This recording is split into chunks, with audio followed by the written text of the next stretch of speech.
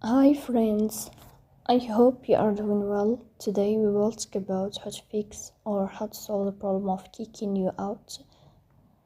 On the application of Strava, we go to settings,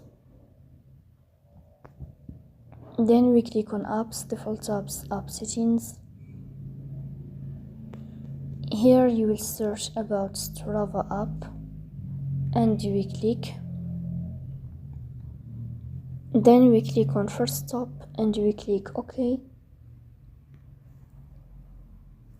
Here you will enter to the window of storage.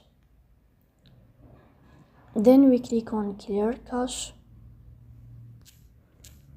In the end, you will turn off your phone and you will wait a moment to restart your phone again to fix that problem.